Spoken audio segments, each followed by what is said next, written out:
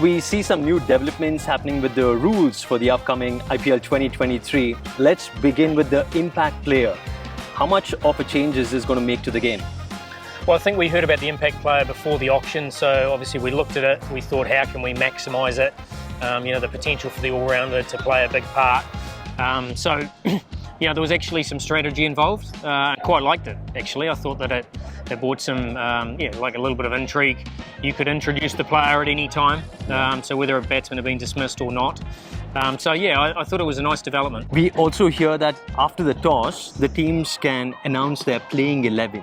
Well, I think it's pretty much negated the impact rule. It's pretty much now, it's a substitute rule.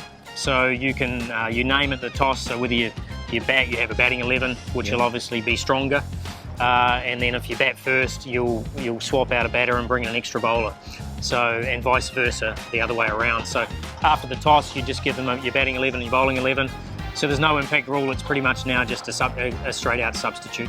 So what I believe is that it's going to be 12 playing 12 because most teams will want a specialist to occupy their batting slots or their bowling slots. So it's going to be slightly tougher for players who want to contribute in both departments or who are capable of playing in both departments, and especially lower down the order at number 7. They may not be utilized that much, but their spaces may go to the specialist batter or specialist bowler. But for me, it would have been more interesting had that toss thing would not have been introduced, because it sort of takes away all the fun out of how teams are going to use the impact substitute.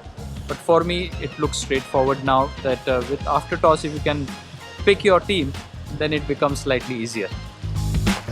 There's also the no balls and the wides review. How's that been taken? Look, I saw it was used in the WPL, and I think the more people become used to it, the more instinctively they'll look to challenge. I think that it's a good rule. I think, last year, I guess what you want is you don't want an umpiring decision to be the highlight at the end of the game, the thing that people take notice of. So I think it removes that, whether it's a waist high no ball, whether it's one that's called a wide and it's flicked the pad, or vice versa, it actually, it's interesting. And I think that all the spectators want and the players want are as many decisions right as you can. So it takes a little bit of pressure off the umpires, which I think is a good thing. Lots of nerves in the stands, of course, makes the game all the more exciting. We also hear anything about the over rates. Are there any changes as such?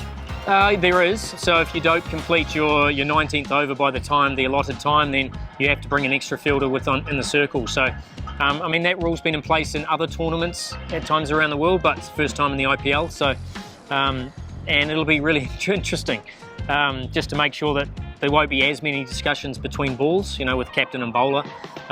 People have to rush through the over. So rather than it be a monetary fine, it actually affects you on the field.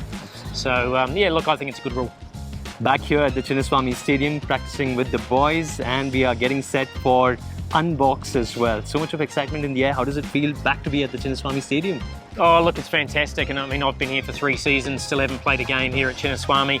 Been here as an opposition player or coach, and it's an amazing atmosphere, but can't wait to have, the RCB army behind everybody. And that Unboxed event, just the way it's taking shape, it's going to be a fantastic day. Yeah, the stage is getting set as we speak, so see you soon at Unboxed. Thanks once again, Mike. Yes, thank you.